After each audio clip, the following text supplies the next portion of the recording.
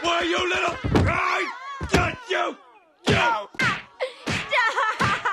He's already dead. You're dead. That's you. You're gone and buried. There is no more Snyderverse. There is no more dark and gritty. There is no more Snyder cuts. You're dead. Any chance of Snyderverse returning was taken from you by a good movie. And not just any movie, a James Gunn Superman. That was a little message to the Snyderverse fans, which we're going to get back to them a little later. But I just watched the Superman movie and I gotta talk about it. But before we go any further, I'm going to just leave this right here. The Superman movie is amazing. The humor is great. The connection Superman has with the Kents is great. His relationship with Lex is phenomenal. And Lois Lane is an actual character and not just a damsel in distress. The way the trailers for the movie worked, it showed us action and Superman's strength, his emotional resilience, and his almighty power. These things is what people find boring about Superman, because honestly, it is. It's the least important part of the film. So what made the film stay from being boring? The drama. The stakes that come from his relationships and the impact he has had on the world and how people respond to that. The isolation Superman feels from the world because of how different he is. This movie captures that and combines it with the action and almighty power. And it creates a spectacular meal for us to enjoy. But why can't we enjoy it? There's this nagging, non-stop, irritating presence and that hates joy and everything happy before they can let anything go. Who am I talking about? The Snyder fans. We have all seen how much berating and attacking of the Superman movie they have done. It's literally out of spite. And for these people to be DC fans, I'm surprised they aren't happy. We finally got some theatrical DC content. What's even worse to me is that I used to be one of those guys not too long ago. The Snyderverse had me hooked. I was a day one. I loved Man of Steel, Wonder Woman, and the Justice League, the Snyder Cut edition. I loved how the characters were handled and it gave a realistic appeal, with real world decisions and consequences. Man of Steel is like one of my favorite movies, and the Justice League has some of my favorite moments in it. But just like how I can acknowledge the good, I can actually acknowledge the bad. I'm a sucker for good stories, deeply written characters, and just some good plots. The DCU started off like that, but they started to fall off, like really fast. The decision to have everything happen so fast was the first bad sign. We know DC was trying to catch up to Marvel because they had a head start, but it came with the price of missing oranges of characters DC never really had a chance to go on a big screen with. Only Batman and Superman and Wonder Woman. So when we finally got a chance to see the origins of Green Lantern or Aquaman or Flash, we got cut short and didn't get those until after the Justice League movie. It was a bad strategy. So many people barely knew these characters and now you drop them all in a small runtime group movie and expect it to work? Let's be for real. The character who really needed it the most was the Flash. He was the most influential character after the big three. And for people who barely know who Flash is, he was unfortunately mischaracterized, doing more harm than good. To further my point, the only reason people even knew these characters was because of Cartoon Network and the CW. They had a crazy run. I know so much about DC because of the Arrow and Teen Titans and Young Justice and Justice League. And to take it a step further, all of my information about the Flash comes from the CW show. Now imagine people who have only saw a glimpse of those series. They lost as a bitch. And speaking on Flash, we finally got his solo movie. I was so excited. The trailers had me hyped and I was so down I ordered tickets immediately, only for it to be a desperate attempt to stay with the trends. At the time, we were still in a universe, multiple dimensions trends with movies and shows. So obviously, the Flash used that as well. But for a Flash movie, different timelines just make sense. So why didn't it work? The Flash movie had three major issues that ruined the film. The first one was obviously CGI. It wasn't the best and I feel like it got overhated, but I'm not going to ignore the baby memes and the janky movement and their decision to have Barry run in an awkward way that doesn't help it at all. But the second one is way more important. Fan service.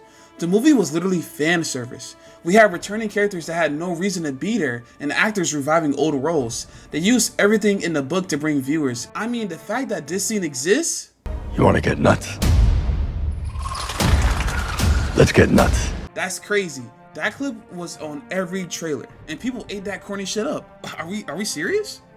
It was even worse than that because then the multiverse trend was in effect and we got so many returning characters for no reason. Then the final scene where we saw different Supermans and Supergirls and all other characters, all things fans asked for because it was cool, they added it.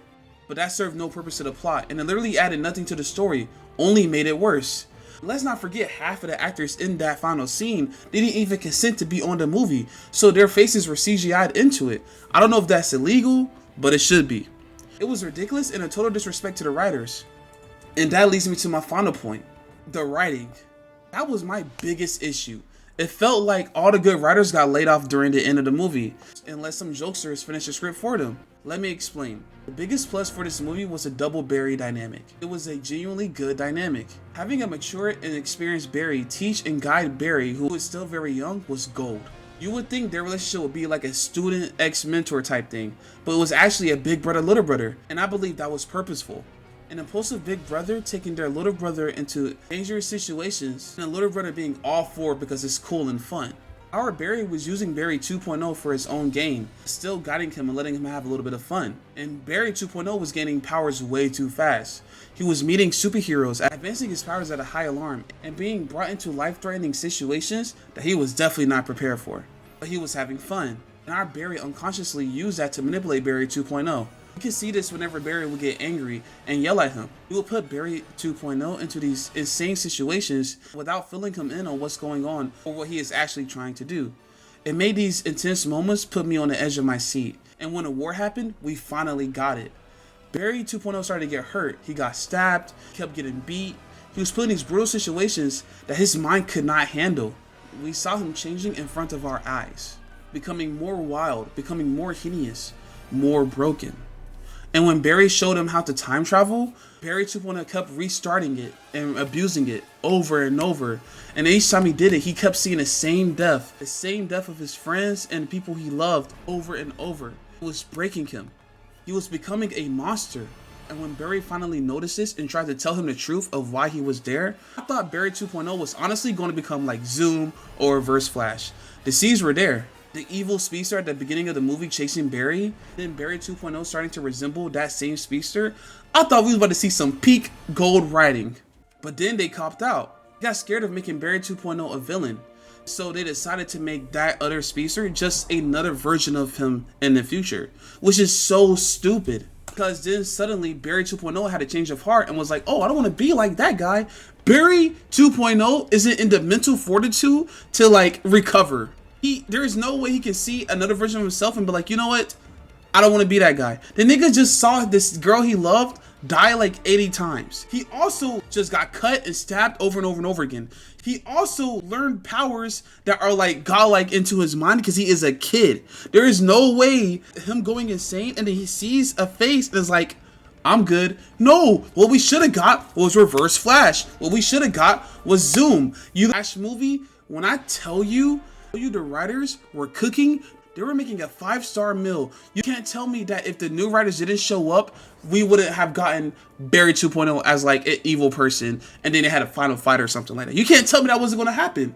Them fighting would have fed generations, because even though the movie was so bad, that point with those two characters was carrying it. It would have carried it because it's been such a good storytelling perspective. I mean, the movie shot a green and then disconnected from the game before it could splash. Like, I was sick.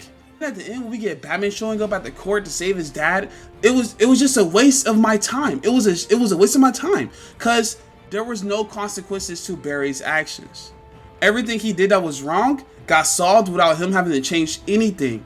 And that, to me, was my last straw. Flash movie was the Snyderverse's last chance of having any sort of success. I had never been so close to eating a 5-star meal in the finest Italian establishment, just for it to be thrown out of the window, replaced with a Taco Bell burrito. And now I crave it. I need that 5-star meal. I don't want no burrito. I want gourmet. Gourmet. And the chef that fed me my hard-earned gourmet was James Gunn.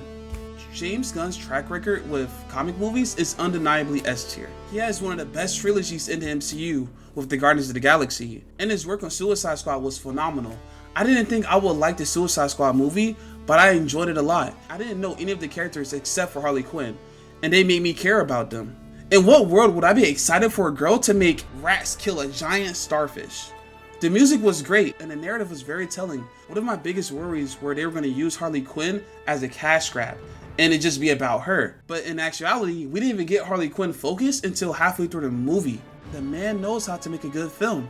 The man knows how to make a good story. And once again, he did not disappoint with Superman. The Superman movie did 3 things that make a story an unforgettable blockbuster. 1. A good main character. Now, before you all say, well, it's Superman, he was going to be a good character anyway. Let's be for real. If you ask the general population how they feel about Superman as a character, they're going to say he is boring. And well, because he is. In most enactments of Superman, or most recent enactments of Superman, he is boring beyond belief. He's cool because of his powers, but nothing more. So, why does comic book readers love Superman? What the comics do to Superman is what was needed in the movies. They make him an actual person, an actual character. Instead of bringing Superman to the big screen, we bring Clark Kent to the big screen. Clark Kent having emotions and sometimes plainly on his sleeve does wonders. Because we see a man that isn't perfect. We see a man who struggles to find a way to grasp his emotions and stay resilient because he knows his strength is beyond any man. To beat Lex Luthor and the politics surrounding his role as a hero wasn't going to be accomplished by Superman's strength, but by Superman's mind. And James Gunn did that perfectly.